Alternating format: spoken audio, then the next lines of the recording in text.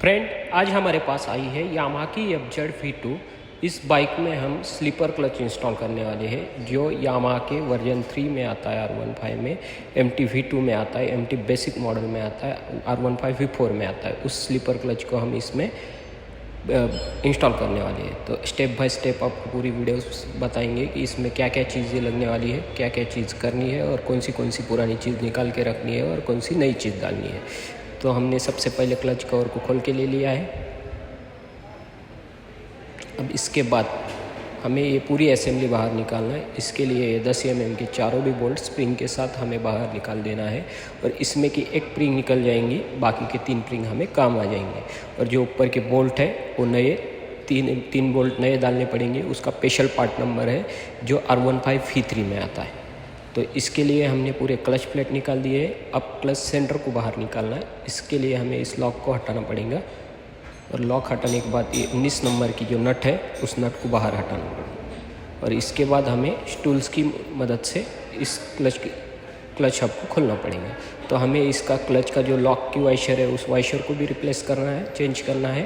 और ये नट है, ये नट भी हमें चेंज करना है। ये दोनों भी R15 V3 का पार्ट नंबर BK7 में आता है। ये दोनों भी चीज़ हमें लगने वाली है। और रही बात ये जो क्लच हब है, ये क्लच हब भी हमें नया डालना पड़ेगा।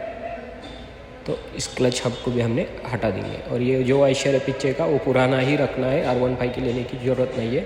देख सकते हैं ये लगने वाले पूरे पार्ट है। इसमें क्लच प्लेट है, प्रेशर प्लेट है, बोल्ट है, वाइशर है, क्लच व्हील है, क्लच हब है, क्लच के ऊपर के नट है, वाइशर है, इसके जो हब में वाइशर आते हैं वो वाइशर है और ऊपर की क्लच की प्लेट है। इतने आइटम हमें नए लगने वाले हैं जो पूरे यामाहा के V3 में BK7 पार्ट नंबर में आ जाते हैं। ये पूरे हमें ओरिजिनल और जेन्युइन पार्ट्स लेने हैं। तो देख सकते हैं सबसे पहले हमें क्लच हब को बिठा के ले रहे हैं जो BK7 पार्ट नंबर का R15 का हब है। अब ये जो वाइशर है इसे हटाना है और BK7 पार्ट नंबर वाला R15 V3 का वाइशर बिठाना है। और ये नट भी R15 V3 की BK7 नंबर से ही आती है। वो नट भी हमें R15 V3 वाला ही डालना है। तो इसे लॉक करके हमें इस बोल्ट को अच्छी तरह से टाइट करके ले लेना है।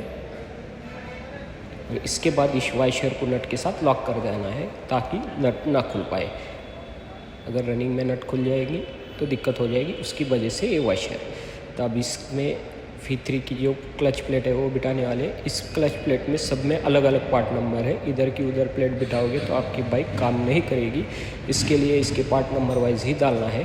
तो जो काली वाली प्लेट आती है वो पहले 1 नंबर को एक बैठती है और बड़ी वाली प्रेशर प्लेट 2 नंबर को 1 नंबर को बैठ जाती है। उसके बाद जो वाइट वाली प्लेट है वो बैठती है बीच में और काले वाली एक जो छोटी वाली है वो बैठती है लास्ट में।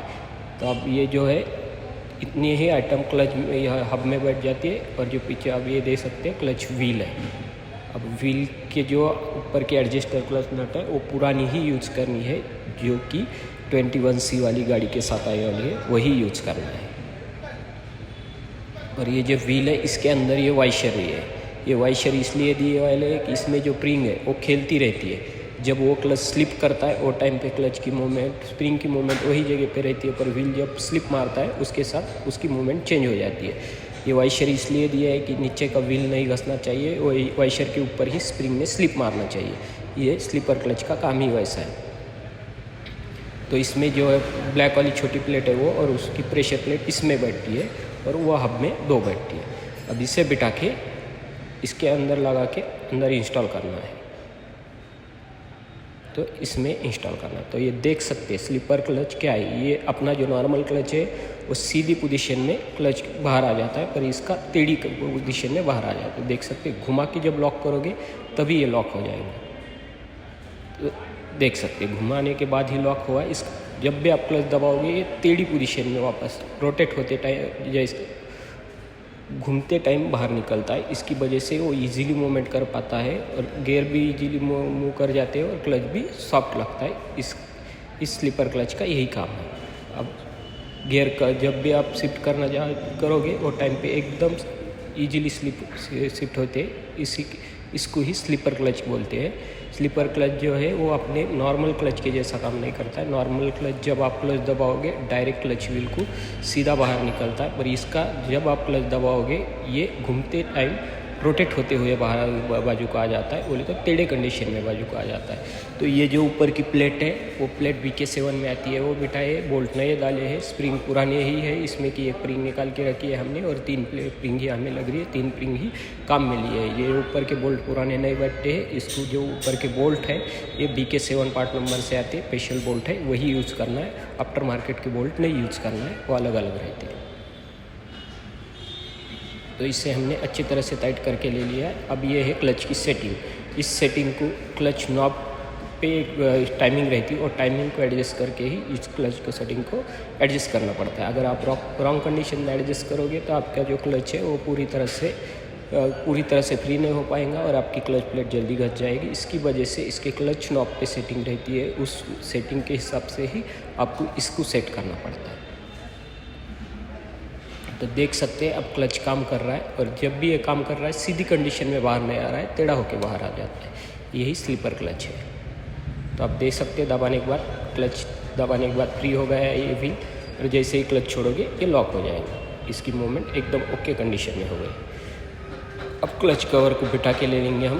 पैकिंग अच्छी थी, पुरानी ही पैकिंग अच्छी थी, इसलिए हमने पैकिंग चेंज नहीं की है, पैकिंग को पुराने ही यूज़ किया है। अब पूरे स्टेप बाय स्टेप पूरे बोल्ट को हम अच्छी तरह से टाइट करके ले लेंगे और पूरे बोल्ट टाइट होने के बाद इसमें इंजन ऑयल नया डाल देंगे, ऑयल फिल्टर नया डाल देंगे। और इसका जो क्लच है क्लच भी आप एक उंगली से भी दबा सकोगे, इतना फ्री हो जाता है इसका क्लच, उसे ही स्लीपर क्लच बोलते हैं। उसमें हार्डनेस नहीं रहती है। जब गाड़ी बंद रहेंगी वो टाइम पे हार्ड लगेगा क्लच आपको, जब गाड़ी चालू हो जाएंगी उसके बाद आप एक उंगली से भी क्लच दबा सकते हो। इतना स्मूथ क्लच स्लीपर क्लच में रहता है। यही बात है कि स्मूथ क्लच और स्मूथली गियरिंग, ये 2 काम स्लीपर क्लच करता है। ये हाई वेरिएंट टेक्नोलॉजी है। ये जो है 800 सीसी 600 सीसी के ऊपर के सुपर बाइक में ही ये टेक्नोलॉजी आती थी, पर यामा ने ये 155 सीसी R15 और MT में ही दे दिया है। ये टेक्नोलॉजी बहुत हाई प्रीमियम टेक्नोलॉजी है, पर यामा ने ये 150 बाइक के सेगमेंट में ही दे दिया है। तो ये देख सकते हैं ये क्लच की टाइमिंग रहती है, इस टाइमिंग को मैच करना है। और देख सकते हैं एक उंगली से भी क्लच हमारा